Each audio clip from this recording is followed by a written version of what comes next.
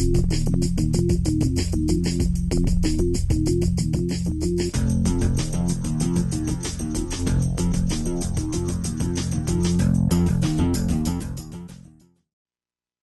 we're pleased to have Liz Cornwell, who's Executive Director of the U.S. branch of the Richard Dawkins Foundation for Reason and Science. She's an evolutionary psychologist, and her research has examined the underlying mechanisms of human mate selection and related issues. And she's going to be talking about Madison Avenue or Charles Darwin, who invented beauty.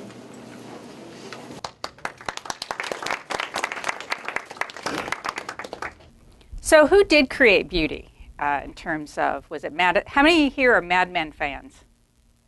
Oh, no. Okay, so yeah, if you get a chance, you got to start from the beginning, though. It's a wonderful, especially for those of you who grew up in the 60s. It's a nice little walk through time. But Don Draper, the character on your right, is a Madison Avenue ad man. And it's been said that beauty, particularly female beauty, is a creation of Western culture. And from an evolutionary perspective, we say that's not true. What Madison Avenue reflects are the signals of beauty that have evolved over time in humans. And I'm going to go through some of the examples of that. This is usually a full-term course, so I will be rushing through things a little bit. So one of the things that was very popular in the past was the idea that humans are a blank slate, that we can basically write anything we want onto the human mind. This was a very Skinnerian outlook. And Skinner, I hope there are no Skinner fans here, probably did more to damage U.S. psychology than any other person. Behaviorism, it just simply doesn't work. The human mind, as well as the minds of other animals, are shaped by evolution. What we're able to learn, how we're able to behave, is limited by the brain that we inherited from our ancestors. We'll often also hear that male-female differences were invented by male oppressors, usually white male oppressors. It's always a good one. So the differences that we see that comedians use all the time and sitcoms are about, that is, some would suggest a creation. And again, from an evolutionary perspective, we would say that the differences between males and females are evolved. Now, I'm going to put in a caveat that I always tell my students so that I don't get beat up after the talk. The fact is, individuals differ. So what I'm talking about are statistical probabilities. I'm not talking about individuals. So you may say, well, that's not like me, and I'm male, and I don't do that, or I'm female, and I don't do this. That's fine. But as a psychologist and as a researcher, we look at populations, and we look at statistics. Okay, so, and I also want to say that even though males and females differ, the fact is, as humans, we have so much more in common.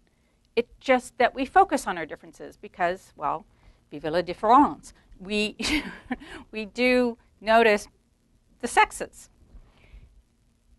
And then, of course, there's also the beauty is in the eye of the beholder. Well, there's a truth to that. But the fact is, while beauty may be in the eye of the beholder, we may learn to find someone beautiful who others may not. From a Darwinian perspective, love may be blind, but your genes aren't. And that's what I'm going to be talking about in generalities.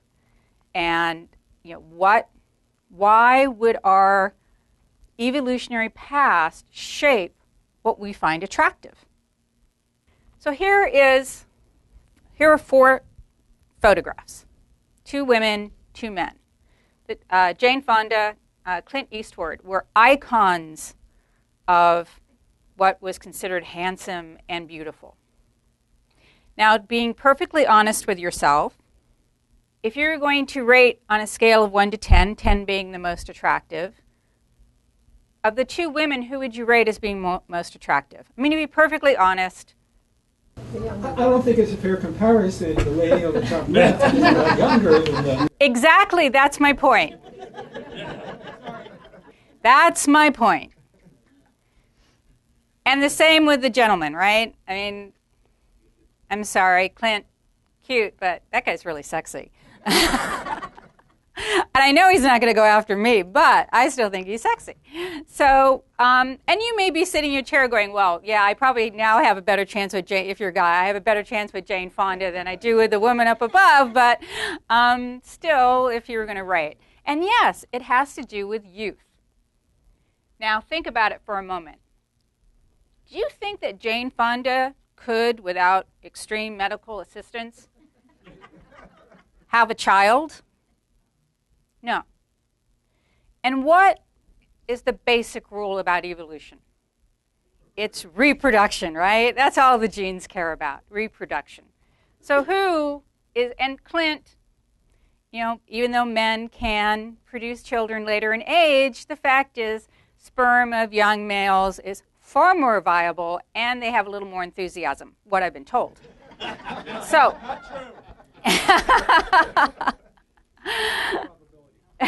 statistical probabilities, again, without medical aid.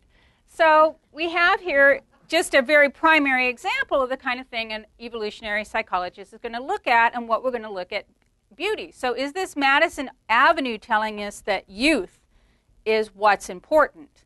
No, it's our genes telling us that if you want to have more of your own little genes, you invest in one of these younger human beings. Now, this all came about with Darwin's theory on sexual selection, and I'm not going to go through. I'll go through a little bit, but not too much, because I'm assuming you all understand evolutionary theory, at least in context. So, one of the things that Darwin said was the sight of a feather in a peacock's tail, whenever I gaze at it, makes me sick. And the reason why was because his theory of natural selection could not explain this ridiculous-looking tail. It is, if you're trying to avoid being eaten, that tail's useless. And you can see the peahen in the front. She's rather sensible, isn't she? She doesn't have a big long tail. She is often hiding in the dirt. And one time, I have a home up in the mountains in Colorado, and I was sitting, and I have these great big plate glass windows. And I just happened to glance out my front window, and I saw this peacock strolling across my acreage in the middle of this pine forest. And I thought, I wonder if I will see him in the morning, because there's lots of foxes and coyotes and things, and I did not see him the next day. But so it's not a very useful trait. So Darwin was perplexed. And of course, as we know, Darwin did figure it out. He talked about sexual attraction. And a lot of work has been done now on sexual traits. And we often see it in birds. We see the beautiful birds of paradise. We see, any of you been to Australia and see the fairy wrens? They're the most amazing blue I've ever seen. I thought it was a cartoon that had come to life. It was so blue. And it's only the males. Why? Well, in this case, the female is the chooser. Why is she going after the peacock with this gorgeous tail? The theory, in a nutshell, is that that tail indicates his health. It indicates his immune system. Because if you're unhealthy, you cannot grow that tail. You cannot be the beautiful peacock. And they have actually tested the theory on peacocks by doing things like cutting out what they call the eyes. Cutting out the eyes, poor guy, I know. Doesn't hurt, but it doesn't do his sex life any good. And then they let the peahen decide about the male with extra. In fact, they'll actually add feathers. So it's just kind of uber peacock tail. And the females dig it. They really, really like it. If you cut off the eyes, they're, heck with you. I don't want anything to do with you. So are humans like this at all? Do we have this peacock, peahen sort of difference? In order to understand and even to ask that question, you have to start thinking about how humans mate. And I hate to be the bearer of bad news, but humans are not a monogamous species. Some of the evidence for that is the fact that on average, males are larger than females. Males also have this nasty little thing called testosterone, and I'll talk about that a little bit later, which increases sex drive. Women have it too, but not to the same extent. So humans we're not to this point where males are extremely different looking than females, or females very different than males, but there are differences.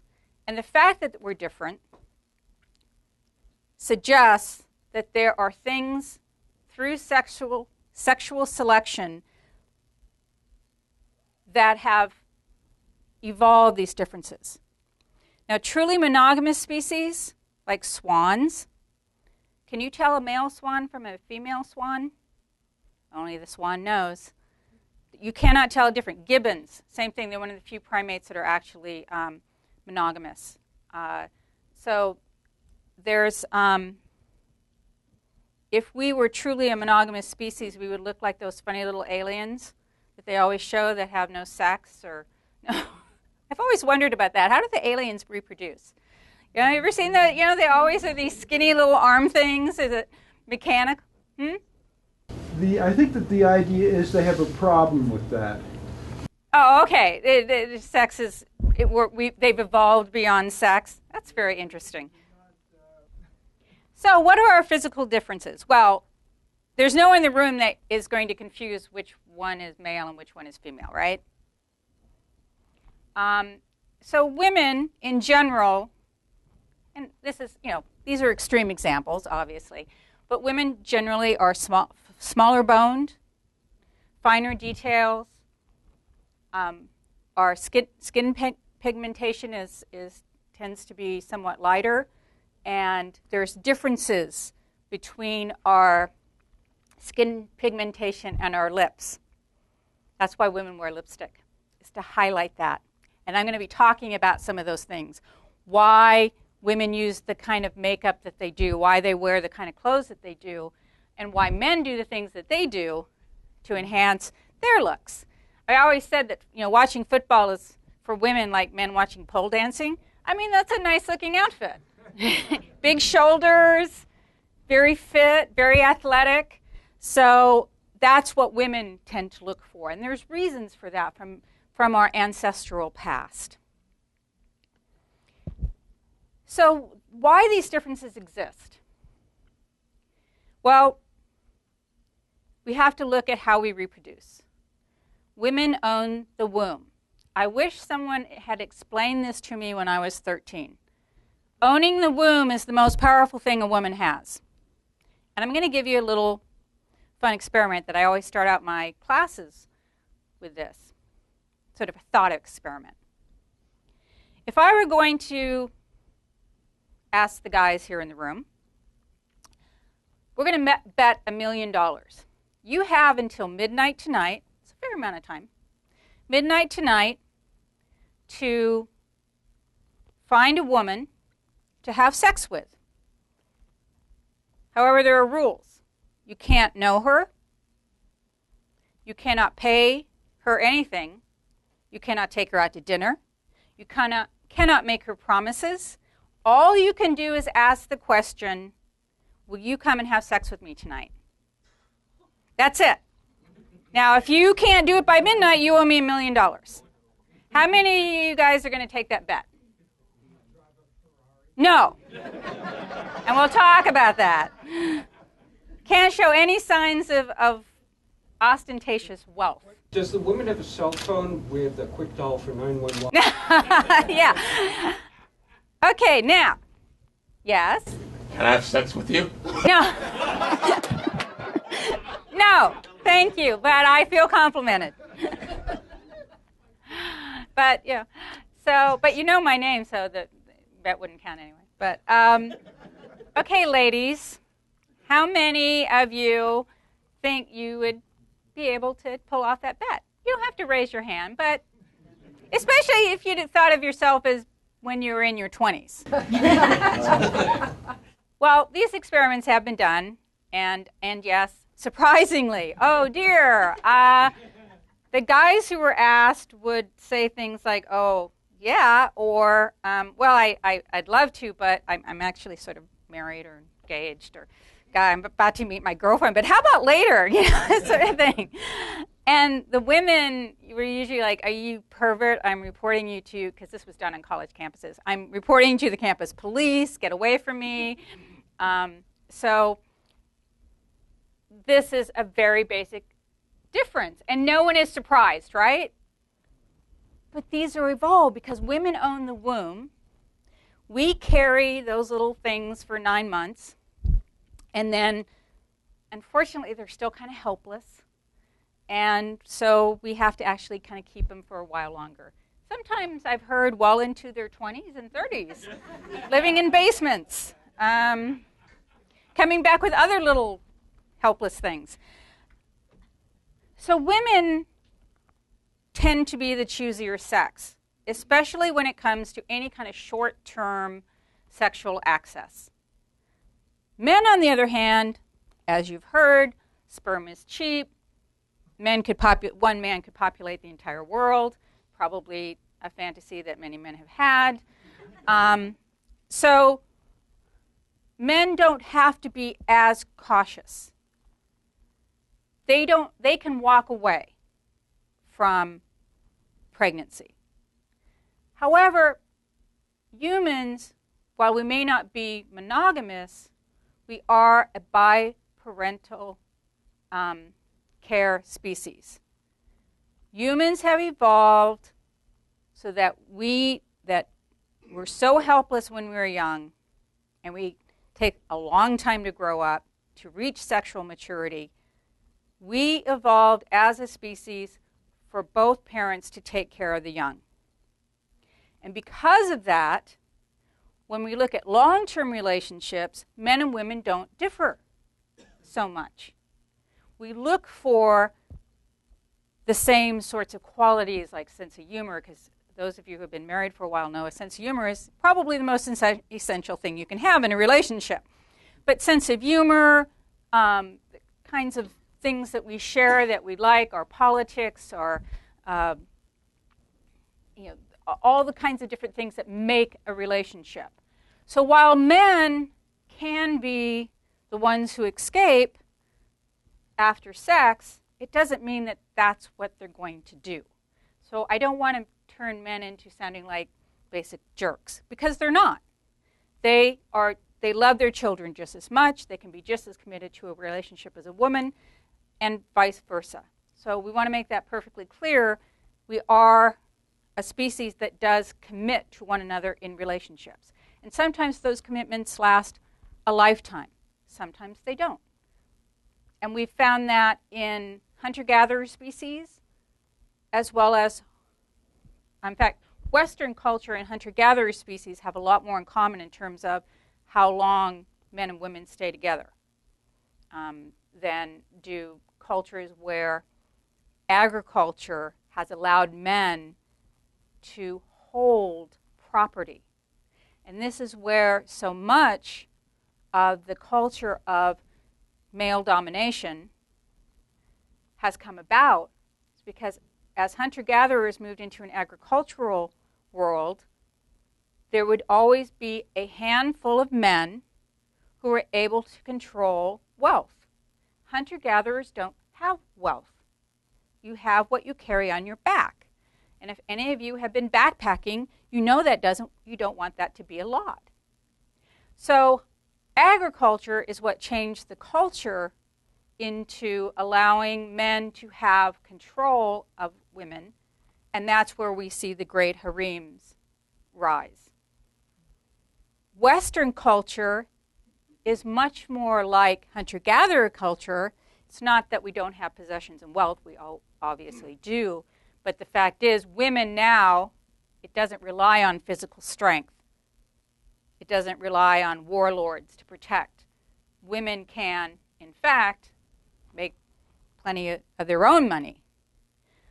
But does that mean that we can abandon that evolutionary past that drives us into mate selection? And the fact is no, because this is a recent blip. This is very, very recent. So things like birth control, women controlling funds, women able to raise children on their own, those are much more recent blips and will not have an effect on our evolutionary history. So I'm going to, depending on how, I'm going to probably go for another 10 minutes. So I'm going to talk mostly about some of the physical traits. And again, these are things that are not going to surprise you, but just to think about. So hip to waist ratio, what does that signify? Well, estrogen is the driving force in women's body shape.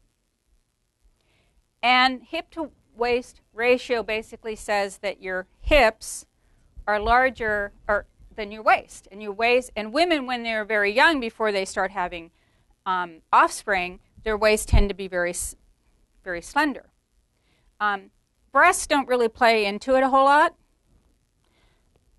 It's hip to waist. Women need to have a certain amount of body fat in order to reproduce.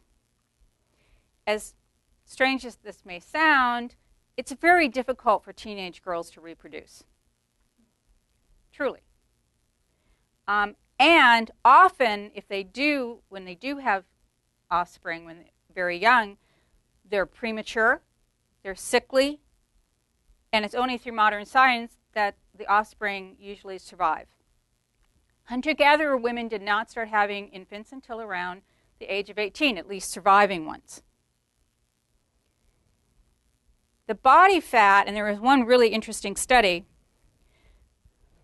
the shape of the buttocks, and we all know that men usually do appreciate the female anatomy and the buttocks.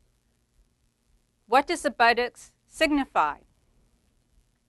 Well, the fact is, the shape of the buttocks, what causes it to kind of curve out, that is a particular type of fat that the fetus uses for brain development. It doesn't, once it's gone, which is why women, after they've had lots of children, their buttocks tends to be much more flat. So, the shapely buttocks of a female shows that you're going to have a healthy, smart baby. It's always nice. I wish someone had told me that when I was growing up and Twiggy was fashionable. Because I was certainly not Twiggy. So the other thing is, and the other one is body mass index. Again, too thin, too heavy, problems with reproduction. Women who are far too thin don't have enough body fat. Women who are very heavy tend to have complications during childbirth. So that's one reason why we tend to like people who are within a certain range. And the same goes for men, for women's attraction to men. Women like healthy-looking males because healthy-looking males are going to be able to hunt and protect and do all that great stuff, get resources, because that, from an evolutionary perspective, that was the only way to get resources. Things have changed now. So here are some body shapes that are familiar, and we look at body mass index. Now, by today's standard, Marilyn Monroe would be considered probably a little on the hefty side, right? Yeah. So, and then that's probably more what we've kind of gotten used to. And then Sophia Loren, I mean, gorgeous at any, what can I say? And again, we go into the thinner. But most men actually don't like really thin women when asked. And then, of course, the classic. We have Venus. So, and then when we look at male body shape, Calvin Klein man, women look at chest to waist. Sorry, guys, for those of you who have, may not have that perfect body. But, women like the bigger chest than a tummy. And height, women like tall better than really short. And again, this has to do with, this would have been something that would have indicated status as well. Usually tall men, and we still see this, tall men tend to do better economically. So do tall women, by the way, now. We now see that. And it is women who actually determine height of a child. So if you want a tall child, if you're a guy, you want to have a tall mate. So Superman, obviously, come to save the day. I mean, these are all sort of classic things that you guys know, but there's a reason. And, it goes back as far as we can look at. So what these signals indicate are things like our hormone levels. Estrogen, as I said, is good for women, makes us more fertile. The only bad thing that estrogen does is it reduces T cell counts. Why? One thought is because you're growing a foreign object inside you and you don't want to reject it.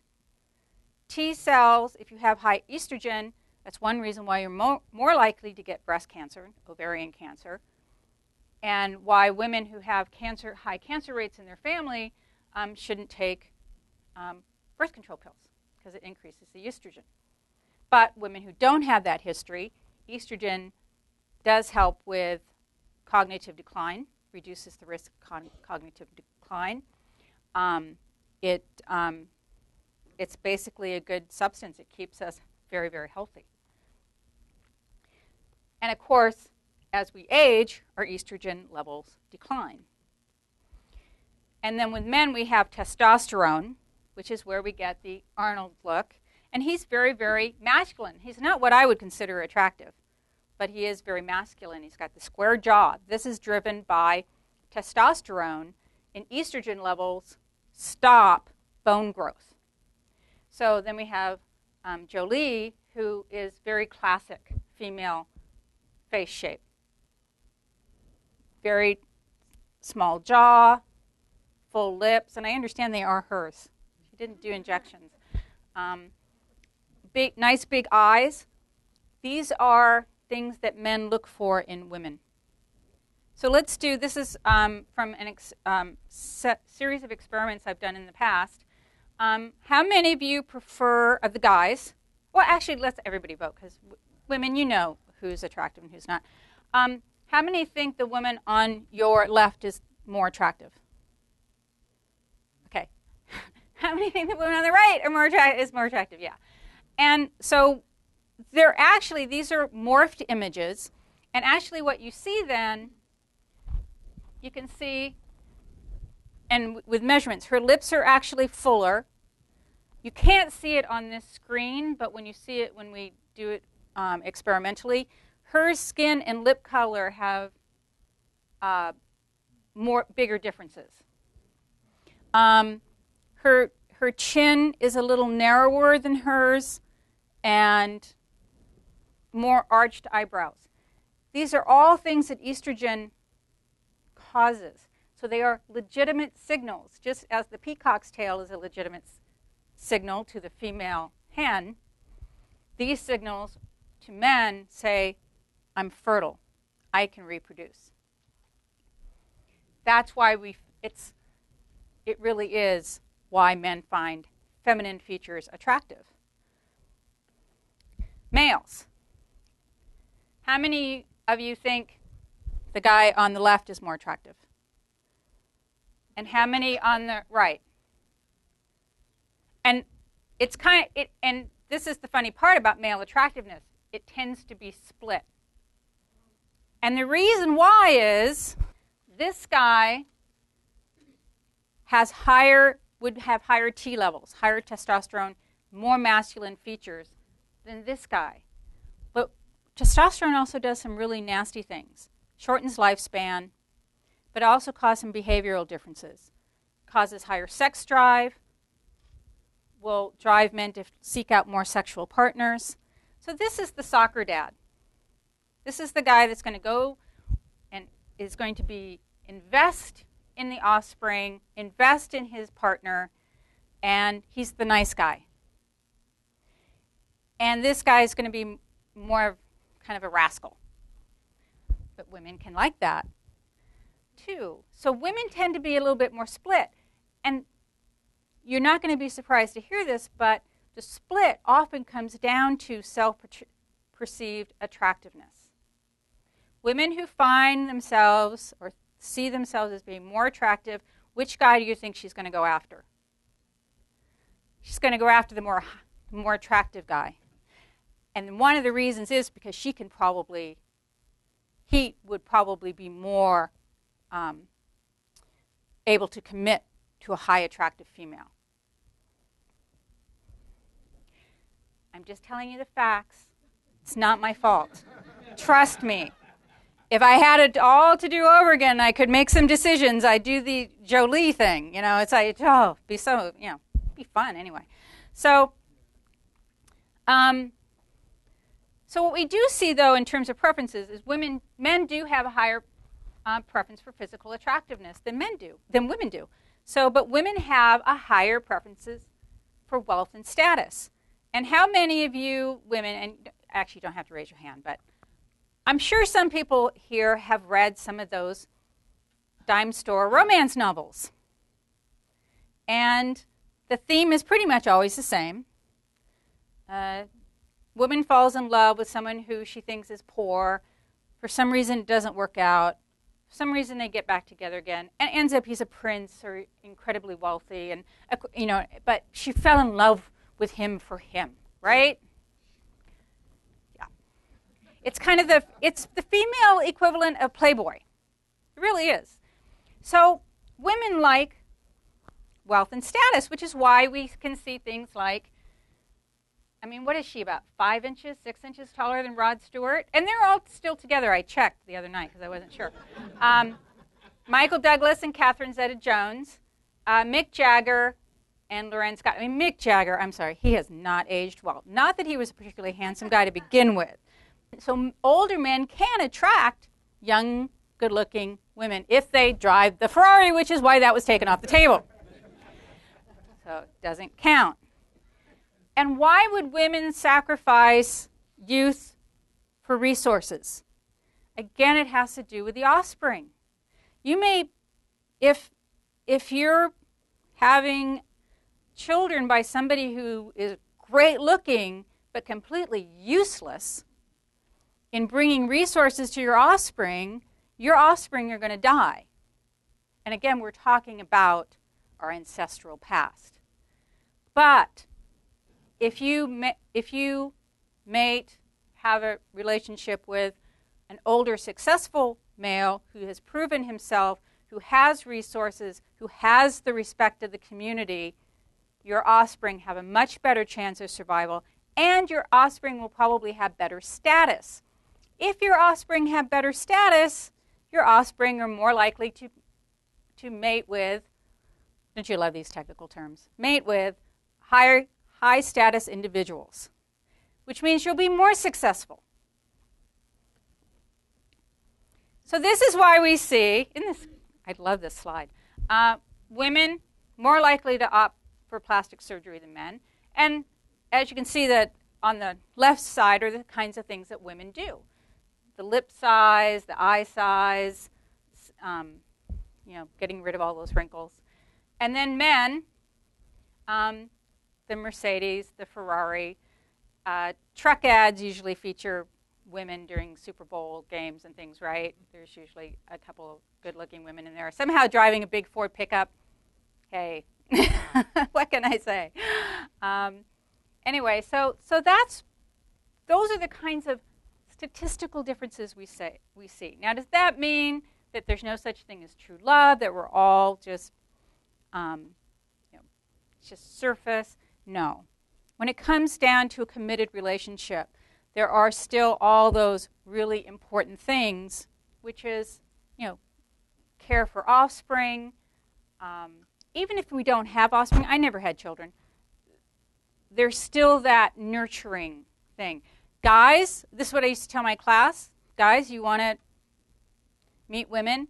Take a puppy to the park. Seriously.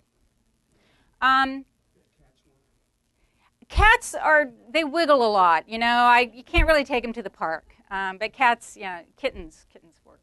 Yeah. And so some of the things, I'm not going to go through all the behavior things, but basically, remember high school, how awful that was.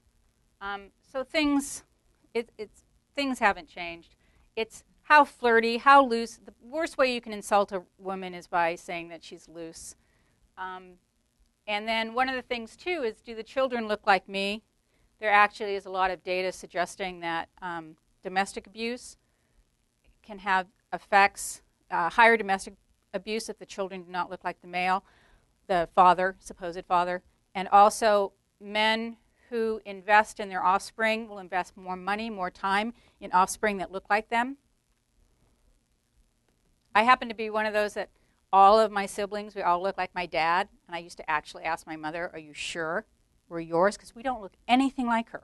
Nothing. And she said, well, I was there. But women don't need, to know, right? Except, now we have in vitro. I guess there was that one doctor who kind of kept sneaking in. Anyway. But the fact is that women don't have to look for the way their offspring look like them to know that it's their offspring. Men do. Men seek stability, sense of humor, coping, maternal care. They want to see a woman, they want to have a woman who shows maternal care. Although they don't want that maternal care to interfere with dating, but they do like to see that maternal care. And then women, of course, resources. And does he share those resources? But she doesn't want him to share too much. Don't share with everybody, just mostly me. And so is he willing to commit those resources? Don't be cheap. Don't be a cheapskate. So sense of humor again, coping under stress. He's not violent. Kindness towards other. These are the things that we share in looking for our companions for life. And it's the same for men and women. There are no differences when it comes to this. So the superficial stuff, looks, as we all know, because this is mostly an older crowd, looks do recede with age. But that relationship is what's valued and will continue to be valued because we are a species that very social and we do like companionship. And what it comes down to from an evolutionary perspective is that it's all about offspring. It's all about the children. And whether or not you have children, evolution geared us to that end result. So, thank you.